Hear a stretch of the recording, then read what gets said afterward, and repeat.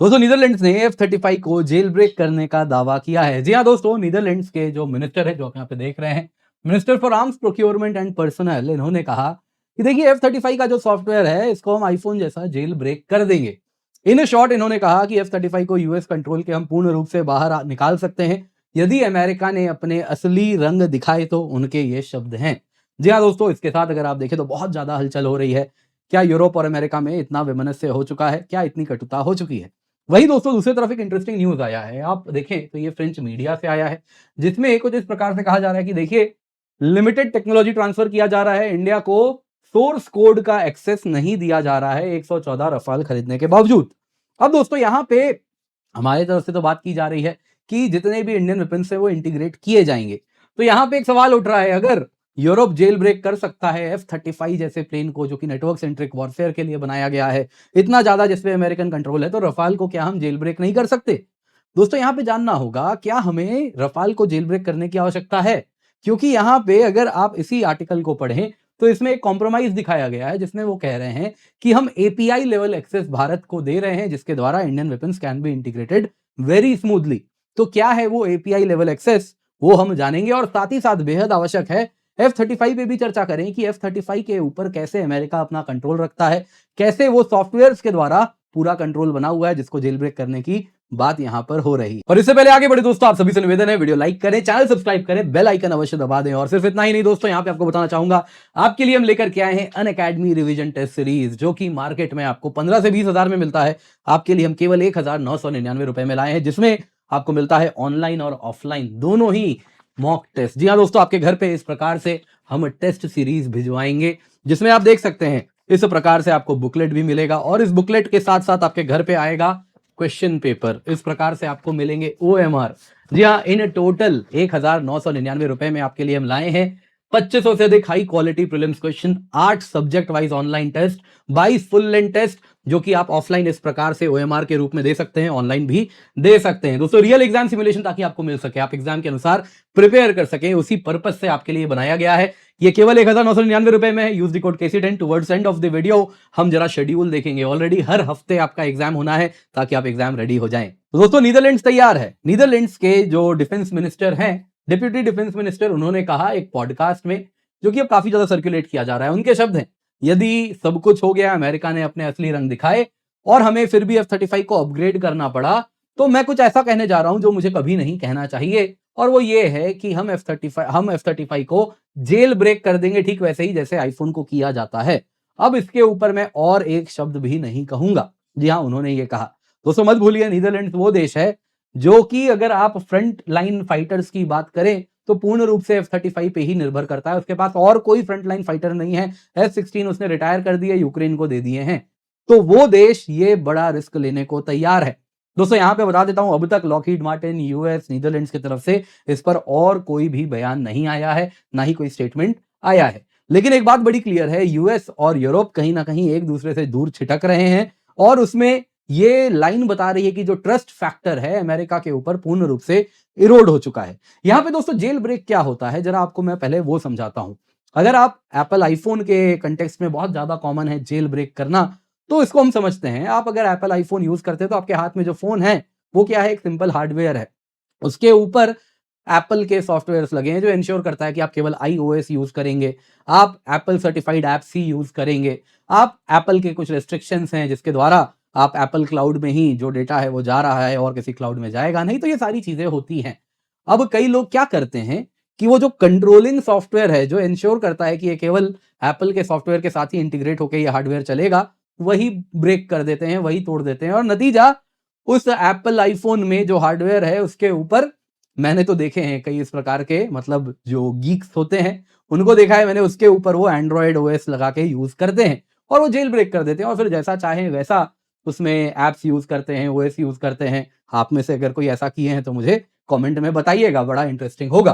खैर, इसको अगर हम F-35 के सिलसिले में देखें तो इसका मतलब है कि F-35 को जेल ब्रेक करना, यानी कि F-35 के कंप्यूटर को बदलना। F-35 मत भूलिए, बस एक प्लेन नहीं है, एक नेटवर्क सेंट्रिक वॉरफेयर का डिवाइस है, जिसमें एक बहुत जबरदस्त कंप्यूटर है, जो कि millions of lines of code होते हैं उसमें, जिसके द्वारा उसके रडार कैसे काम कर रहे हैं वो रन किया जा रहा है उस सॉफ्टवेयर के द्वारा। इलेक्ट्रॉनिक वॉरफेयर सिस्टम्स हैं, उसमें जो हार्डवेयर है वो कैसे उस सॉफ्टवेयर से इंटीग्रेट होके आपको फुल पिक्चर दिखा पा रहा है रडार के साथ, इलेक्ट्रॉनिक वॉरफेयर सिस्टम्स के साथ इंटीग्रेट होके। वेपन्स इंटीग्रेटेड हैं, तो कौन सा वेपन्स कब फायर करना है, किस पर फायर करना है, कैसे फायर करना है। थ्रेट लाइब्रेरीज हैं, डेटा लिंक्स है, जो कि उस प्लेन को ऊपर में जो एवॉक्स उड़ रहे हैं उसके साथ जो डेटा आ रहा है उससे इंटीग्रेट कर रहा है। वैसे ही F-35 का डेटा एवॉक्स में जा रहा है, और वैसे ही ground relay station, ground radars हैं, उनसे डेटा आ रहा है। तो ये सब डेटा का आदान प्रदान इसी सॉफ्टवेयर के द्वारा किया जाता है। यूनाइटेड स्टेट्स दोस्तों इस सॉफ्टवेयर को कंट्रोल करता है, और किसी के साथ भी इसका एक्सेस नहीं है, कोई भी नहीं। इजराइल के पास भी सोर्स कोड नहीं दिया गया है F-35 का। हाँ, इजराइल मॉडिफाई किया है F-35 को अपने नीड्स के अनुसार। वो इसलिए कर पाया है क्योंकि उसको API रूट दिया गया है। ये एग्जैक्टली वही रूट है जो कि भारत को भी रफाल के केस में दिया जा रहा है। तो जेल ब्रेक जब हम F-35 को करने की बात कर रहे हैं तो इसका मतलब है यूएस कंट्रोल इस एयरक्राफ्ट के सॉफ्टवेयर से हटा देना, और जो भी देश चाहे उसको अपने अनुसार मॉडिफाई करे, अपडेट करे, उसका वो प्लेन पूर्ण रूप से हो जाएगा। अब दोस्तों यहां पे जरा देखते हैं, लेकिन यूएस के पास जबरदस्त कंट्रोल सिस्टम उसने बना के रखे हैं जिसके द्वारा ये करना इतना आसान नहीं है। पहली बात दोस्तों, F-35 में मिशन डेटा फाइल्स होते हैं, जिसमें क्या होता है, ये कुछ ऐसे फाइल होते हैं जो कि यूएस कंट्रोल्ड फैसिलिटी में बनाए जाते हैं, और वही F-35 में टाइम एंड अगेन उसे डाउनलोड F-35 करता रहता है। इसे क्लाउड में अपलोड करते हैं और वहां से वो डाउनलोड होता है। अब दोस्तों इन मिशन डेटा फाइल्स में जितने भी दुश्मन हो सकते हैं उनका रडार सिग्नेचर उसमें डाल दिया जाता है। अब दुश्मन हो सकता है JF-17 तो क्या ही उड़ाएगा, J-20 उड़ा रहा है, J-35 उड़ा रहा है, सुखोई 30 उड़ा रहा है, Su-57 उड़ा रहा है, तो सबका थ्रेट सिग्नेचर जो रडार में आएगा ऑलरेडी उसमें डाला हुआ है। इलेक्ट्रॉनिक वॉरफेयर लाइब्रेरीज हैं, दुश्मन टाइम एंड अगेन अलग अलग तरीके से इलेक्ट्रॉनिक वॉरफेयर करता है, आपके सिस्टम को जैम कर देगा, आप वेपन फायर करेंगे, वेपन फायर ही नहीं होगा। तो इन सब के लिए भी उसमें ऑलरेडी वो लाइब्रेरीज रहते हैं कि दुश्मन का ऐसा इलेक्ट्रॉनिक अटैक हो रहा है तो उसके अनुसार ऐसा काउंटर मेजर डिप्लॉय करना है, और F-35 ऑटोमेटिकली करता है। वैसे ही एडवर्सरी सिस्टम्स हैं, उनका फिंगरप्रिंट होता है कि दुश्मन के जहां भी आप जिस पर्टिकुलर टेरेन में ऑपरेट कर रहे हैं वहां पे कहां पे दुश्मन के रडार स्टेशन हैं, कहां पे क्या डिप्लॉयमेंट है, कहां पे उनका एयरफोर्स बेस, सारी चीजें उसमें डाल दी जाती हैं।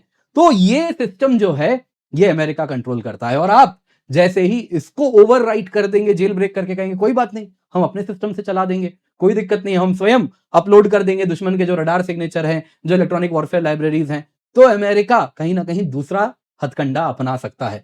फिलहाल क्या होगा, मिशन डेटा फाइल्स वो अपलोड करना बंद कर देगा। उसके बाद क्या होगा, आपका प्लेन उड़ेगा, लेकिन धीरे धीरे क्या होगा, सिचुएशनल अवेयरनेस घटती जाएगी। दुश्मन क्या है, वो एक ही मिसाइल पे तो आश्रित नहीं है, PL-17 ही तो नहीं है उसके पास, वो टाइम के साथ नया मिसाइल डिप्लॉय करेगा, उसके नए सिग्नेचर्स होंगे, उसके नए इलेक्ट्रॉनिक वॉरफेयर के पैंतरे होंगे, तो उसके अनुसार कुछ नया काउंटर मेजर्स लगाना पड़ेगा, तो वो सब आपको एक्सेस मिलना बंद हो जाएगा, यानी आपका F-35 धीरे धीरे ऑब्सोलीट हो जाएगा। सब्जेक्ट टू कंडीशन, आप कहेंगे कि हम अपना काम स्वयं कर लेंगे, हम स्वयं ये सारे थ्रेट्स वगैरह काउंटर मेजर्स डिप्लॉय कर देंगे।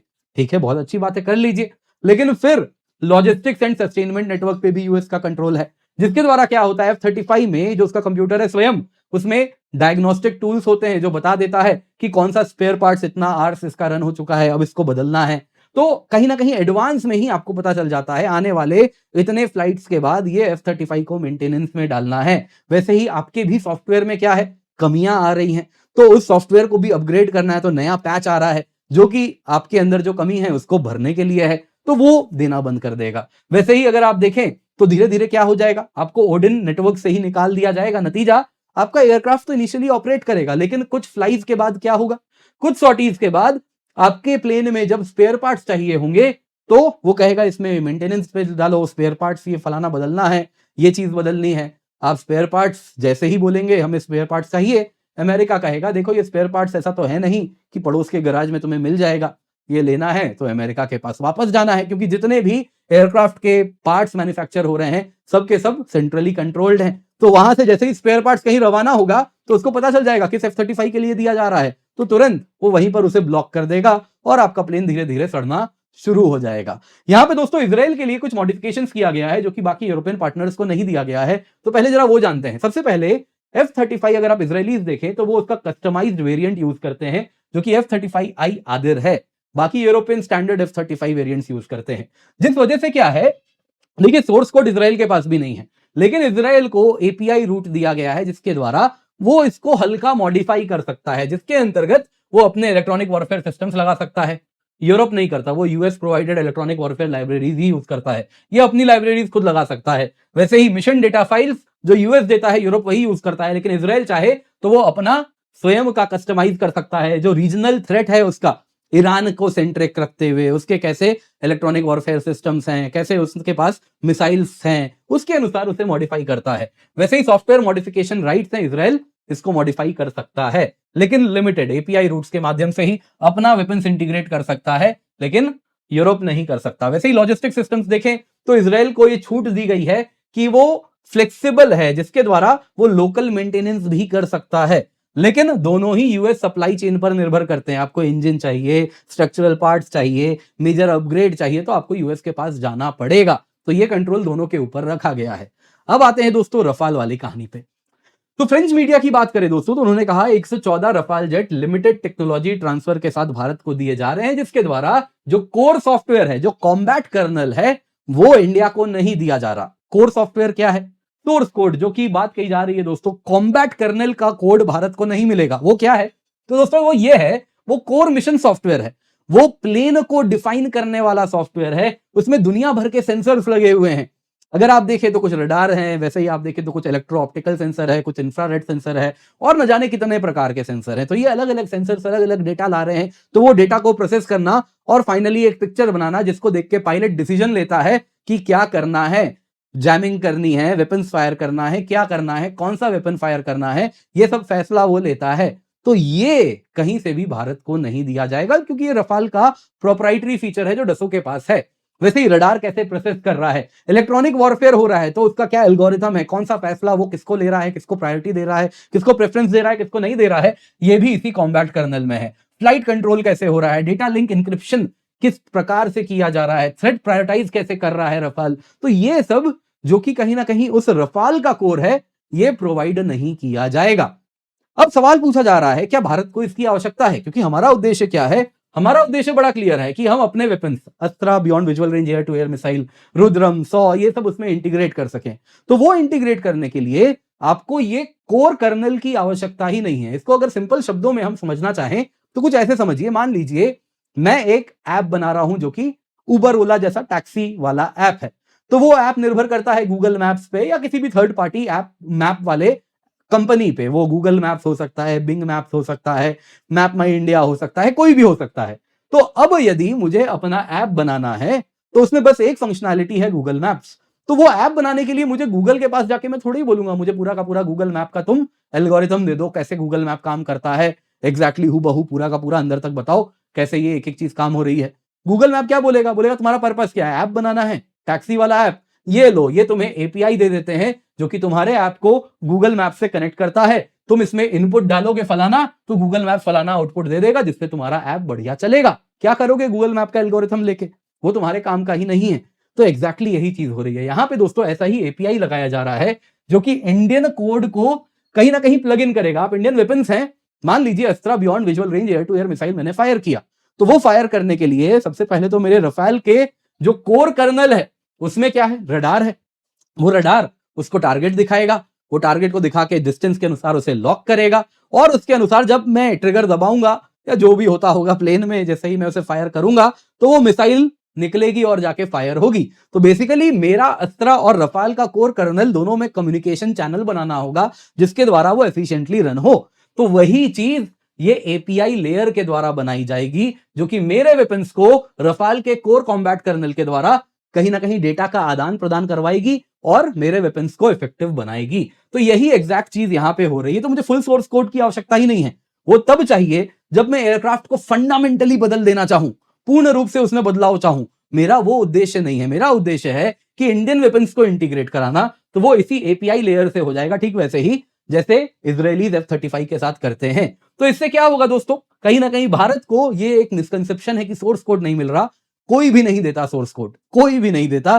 तो हमें यही एपीआई दिया जा रहा है और उसके द्वारा हमारा जॉब बढ़िया हो जा रहा है। तो हमें कोई ना तो रफाल को जेल ब्रेक करने की आवश्यकता है और ना ही कहीं से भी हमें पूरे सोर्स कोड की आवश्यकता है। ये API integration this will do the job. Video पसंद आई होगी दोस्तों, लाइक जरूर कीजिएगा। इसके सिवा आपको याद दिलाना चाहूंगा, आपके घर पे दोस्तों हम भिजवा रहे हैं केवल 1999 रुपए में इस प्रकार से कंप्लीट ऑनलाइन और ऑफलाइन टेस्ट सीरीज। जी हाँ दोस्तों, 30 टेस्ट इन टोटल मिलते हैं आपके घर में। इस प्रकार से दोस्तों एक कॉम्प्रिहेंसिव बुकलेट पहुंचेगा, साथ ही साथ दोस्तों इस प्रकार से आपके पास क्वेश्चन पेपर्स आएंगे ताकि आप एक्चुअल एग्जाम के अनुसार एग्जाम दें। ओएमआर बबल है ताकि आप एक्चुअल एग्जाम सिमुलेशन फील कर सके। जी हाँ, रियल एग्जाम की तैयारी यहां पर कराई जा रही है, सब कुछ आपके घर पे डोर स्टेप डिलीवरी है।